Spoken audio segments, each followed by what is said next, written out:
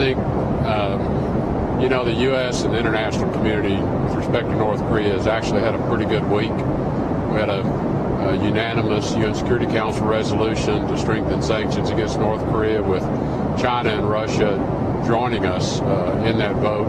And then at ASEAN, there were a lot of strong statements coming out of ASEAN that I think also reinforced that the global community has expressed its view that North Korea really needs to stand down this program.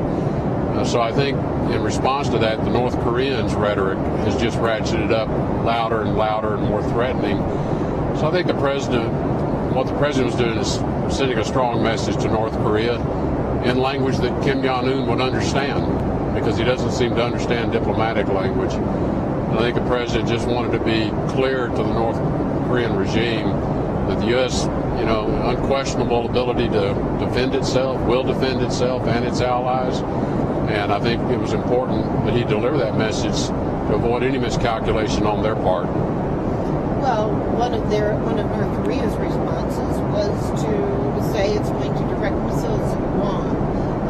That's exactly where you are headed right now. Did you consider rerouting?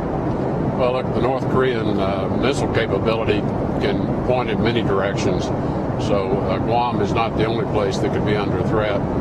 No, I never considered rerouting the trip back, and I do not believe that there is any imminent threat in my own view.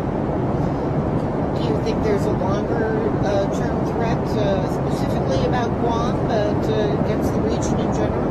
Well, I hope not. Again, what we're hopeful is that this pressure campaign, which the entire world now has joined us in, and with the engagement of China and Russia, two of North Korea's closest neighbors, that they can begin to persuade the regime that they need to reconsider the current pathway they're on. Think about engaging in a dialogue about a different future. Have China and Russia been helpful at all to you in the last 24 hours? Have you spoken with your counterparts, and have they helped in any way? Well, I haven't spoken to them since we left Manila, which was, I guess, about a day and a half ago. But we had direct discussions in Manila about the situation. I know that they were having talks as well with a representative from North Korea.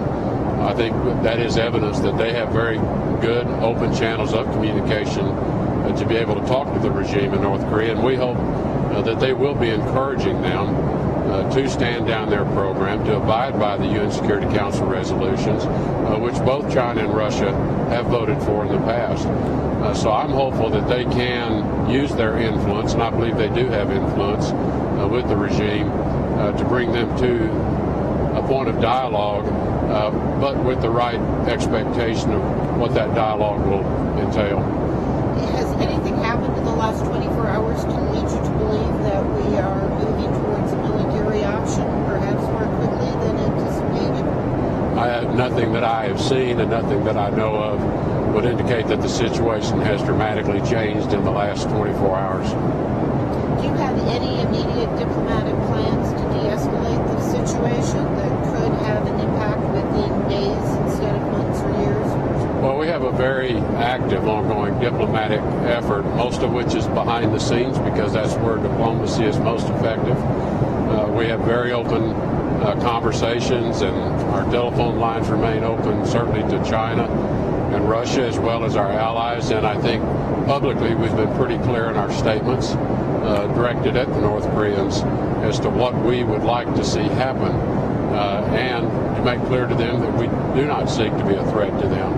But we have to respond to the serious threats that they make towards us. There have been calls for you to launch a new diplomatic effort. Do you feel that a new strategy may be warranted?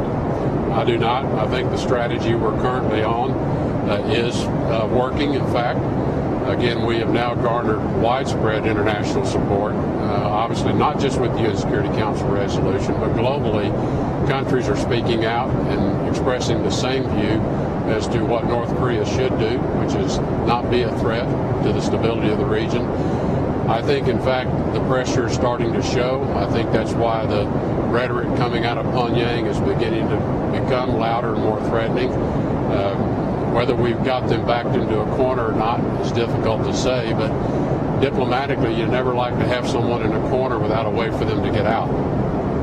And what is Pyongyang's way out? Talks with the right expectation of what those talks will be about. Do you have any advice for Americans? Should they be worried?